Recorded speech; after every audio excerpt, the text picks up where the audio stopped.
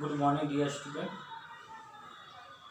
मैं लीलाधर सर आपका फिर से स्वागत करता हूं।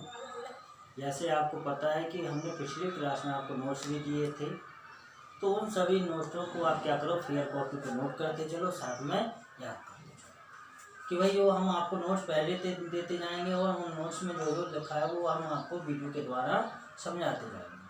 तो वीडियो भी आप देखो, साथ में नोट्स को फेयर कॉपी पर बनाते जाओ, तो याद करते जाओ। ठीक है, चलो भाई, तो आज शुरू करते हैं। तो आपका पिछली क्लास तक हो गया था आपका सह प्रभाविता, और आज पढ़ते हैं आप बहुविकल्पता।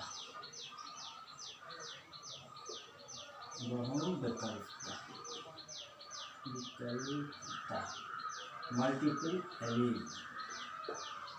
हाँ भाई, ये क्लास 12 का है। लेसन आपका शुरू किया था वंशागति एवं भिन्नता। ये लेसन काफ़ी बड़ा है, थोड़ा समय लगेगा, लेकिन साथ रहिए तो आपका कंप्लीट हो जाएगा। हाँ भाई, बहुविकल्पता नाम से स्पष्ट। विकल्प का मतलब एलील्स, कि जहाँ पर क्या होगा, 2 या 3 से अधिक क्या हो एलील्स उपस्थित होंगे, तो वो क्या कहलाएंगे, बहुविकल्पता। एलील का मतलब होता है युग्म विकल्प। युग्म विकल्प या एलील, ये हम पहले आपको परिभाषा बता चुके हैं। ये छोटी छोटी परिभाषा आपको नोट होनी चाहिए, याद होनी चाहिए। ठीक, तो क्या होता है बहुविकल्पता? वह क्रिया कि जहां पर क्या होंगे, युग्म विकल्पी के 2 या 3 से अधिक सेट उपस्थित होंगे, तो वो क्या कहलाएंगे, बहुविकल्प। अब यहाँ पे होता क्या है कि आप ये कहो कि सर ये कैसे पॉसिबल है, कैसे बनता है? तो क्या होता है कि जो सामान्य जीन संरचना होती है, कि जो जहाँ पे सामान्य जीन प्रेजेंस होती है, भाई नॉर्मल जीन है, कोई दिक्कत नहीं। अब जब इस जीन में क्या हो जाए, उत्परिवर्तन हो जाए, क्या हो जाए, उत्परिवर्तन। आप लोग जानते हो कि उसकी संरचना में परिवर्तन, तो उसमें क्या हो जाए, उत्परिवर्तन हो जाए। तो उत्परिवर्तन होने के बाद जो संरचना निर्मित होगी, तो वो क्या है, बहुविकल्पता प्रेजेंस करती है। या क्या होता है कि सामान्य जीन के इस उत्परिवर्तन के फलस्वरूप ये युग्म विकल्पी या एलील्स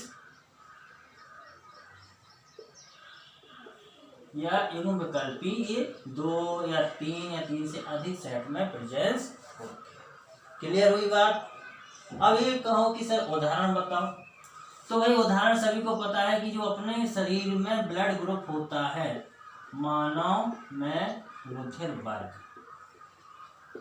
क्या है, रुधिर वर्ग। अब आपको पता है ब्लड ग्रुप कौन कौन सा होता है, ये होता है ब्लड ग्रुप। भाई आप लोग इंग्लिश में समझ लोगे, रुधिर वर्ग ब्लड ग्रुप, ये होता है, बी होता है, ए भी होता है और ओ होता है। यही होता है ना, ये होगा, बी होगा, ए भी होता है या ओ होता है, यही ब्लड ग्रुप होता है। तो भाई इन ब्लड ग्रुप में से, हाँ भाई, यहाँ युग्म विकल्पी जो होते हैं, कम से कम 2 जीन तो प्रेजेंस होंगे, किसमें, बहुविकल्पता में। ध्यान रखना कि बहुविकल्पता में भाई उत्परिवर्तन हो गया, एक जीन में से 2 जीन बन गए। अब ये 2 जीन बनने के बाद ये नष्ट नहीं हुई, उसी जो बिंदु पथ होता है जिसे लोकस कहते हैं। लोकस एक ऐसी संरचना है जो गुणसूत्र में जहाँ पे जीन प्रेजेंस होती है, जीन के पाए जाने वाले स्थान को लोकस कहते हैं, बिंदु पथ कहते हैं। तो ये जो परिवर्तन के फलस्वरूप जीन बनी है, ये उसी गुणसूत्र के बिंदु पथ पे या उसी लोकस पे प्रेजेंस होती है। तो हाँ, यहाँ देखो भाई, ये ब्लड ग्रुप होते हैं मनुष्य में। अब इन ब्लड ग्रुप में क्या होगा कि भाई इसमें से कम 2 ऐसे जीन होंगे जो शरीर में पाए जाएंगे। अब देखो, यहाँ देखो, जैसे इसे आप वो क्या करते हैं, इसको आपने प्रदर्शित कर दिया एल ए, इसे एल बी, इसे एल ए एल बी। और इससे I0 भाई कोई नहीं है। तो इन सब के साथ कम से कम 2 जीन प्रेजेंस होंगे। जैसे LA के साथ I0 प्रेजेंस होगा, LB के साथ I0 प्रेजेंस होगा।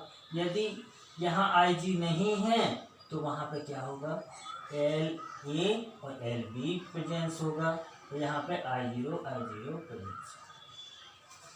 तो इस प्रकार ये दोनों जीन क्या होंगे, वहाँ पाए जाते हैं। इस पूरी प्रक्रिया को क्या है, एक बहुविकल्प। क्लियर हुई बात। अब चलो आगे बढ़ते हैं। इसी में एक छोटी हेडिंग और थी, बहुप्रभावी जीन। देखो ये हम आपको पहले बता चुके हैं पिछली क्लासों में कि भाई शब्द तोड़ोगे आपको परिभाषा मिल जाएगी। बहुप्रभावी जीन बताओ। बहु मतलब बहुत से, प्रभाव मतलब प्रभावी मतलब प्रभाव जी। ठीक, क्लियर है बात कि भाई जब कोई एक सिंगल जीन, एकल जीन या कोई सिंगल जीन, जब कोई सिंगल जीन बहुत सारे प्रभाव प्रकट करने में या उनके लिए उत्तरदायी होती है तो ऐसे जीन को क्या कहते हैं, बहुप्रभावी जीन। और इनकी प्रभाविता को क्या कहते हैं, बहुप्रभावी। क्लियर है कि भाई जब कोई एक सिंगल जीन, मान लीजिए कोई सिंगल जीन है, वो जीन क्या करेगा कि बहुत सारे लक्षणों के लिए क्या करेगा, वो उत्तरदायी कि भाई नहीं ये जीन जब तक नहीं होंगी तब तक वो लक्षण प्रेजेंस नहीं होगा या वो दिखाई नहीं देगा। तो ऐसे जीन को क्या कहोगे आप, बहुप्रभावी जीन। और उनके प्रभाव को क्या कहोगे, बहुप्रभावी। अब बोले सर उदाहरण बताओ, तो भाई उदाहरण सिंपल है। जैसे आपने मटर देखा है, मटर देखा है ना, मटर, इसका जो पुष्प होता है, फ्लावर जो होता है, फूल जो होता है, और जो सीड कोट होता है जिसे बीज कवच कहते हैं, बीज कवच, सीड कोट, इन दोनों लक्षण, दो लक्षण है भाई फ्लावर अलग है और बीज कवच अलग है। इन दोनों लक्षणों के लिए एक सिंगल जीन रिस्पॉन्स होती है, एक जीन उत्तरदायी होती है, एक जीन जरूरी होती है। यदि वो जीन प्रेजेंस नहीं है तो प्लांट में फ्लावर नहीं आएगा ना, जो बीज बनेगा, वैसे तो बीज बनेगा नहीं, यदि बन भी गया तो उसमें क्या होगा, बीज का कवच नहीं होगा। क्लियर हुई बात। या दूसरा आप उदाहरण देखो, ड्रोसोफिला, ड्रोसोफिला आप लोग जानते हो, फ्रूट मक्खी, भाई फलों की मक्खी जो होती है उस पर जो बैठी रहती है।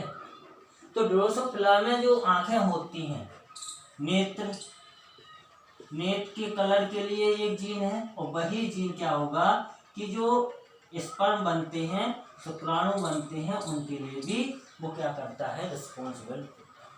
तो ऐसे जीन क्या कहलाएंगे, बहुप्रभावी जीन। और इनके प्रभाव को क्या कहोगे आप, बहुप्रभावी। क्लियर है बात।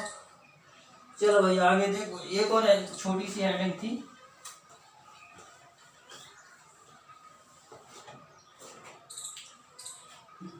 घातक जीन। क्या है, घातक जीन, लीथल जीन।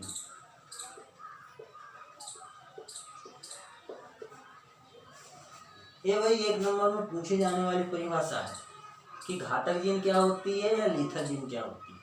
जैसे आपको पता है कि आपने मोनोहाइब्रिड क्रॉस पढ़ा है, एक और संकर संकरण पढ़ा है, संकर संकरण। तो उसका फिनोटाइप क्या होता है, दृश्य प्रारूप क्या होता है, ये होता है 3:1। भाई 3 में क्या होंगे, जो प्रभावी होगा वो 3 के अनुपात में होगा, जो अप्रभावी होगा वो 1 के। एक पढ़ा था आपने। तो कुछ ऐसे जीन होते हैं, क्या होते हैं, कुछ ऐसे जीन जो होते हैं जो जीवन काल में कहीं ना कहीं फायदा तो करते हैं, लेकिन फायदे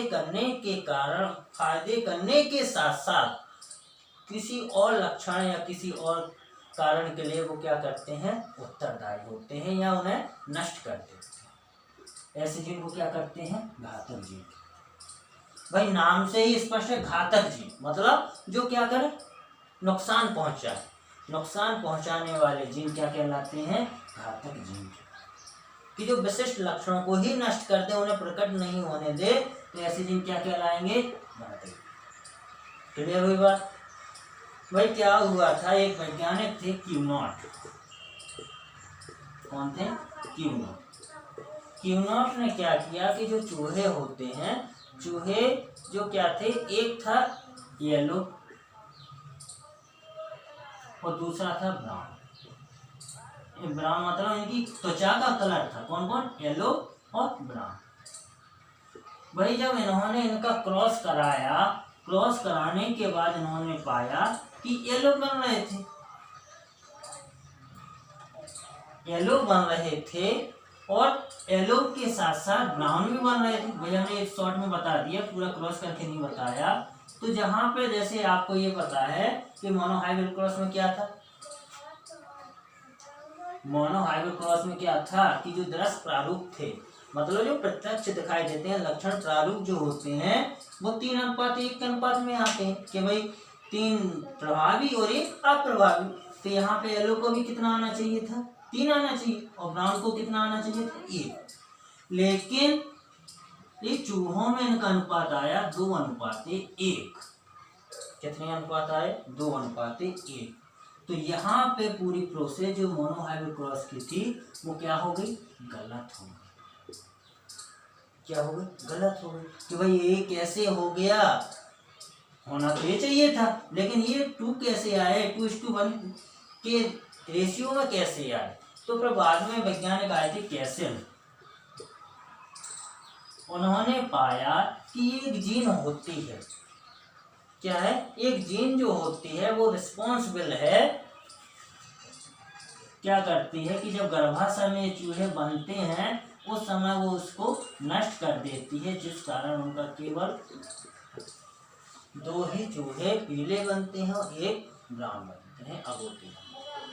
तो ऐसे जीन क्या होते हैं कि जो जीवन काल में कहीं ना कहीं नुकसान पहुंचाए या हानि पहुंचाए, तो ऐसे जीन को क्या कहते हैं, घातक जीन। क्लियर होगा।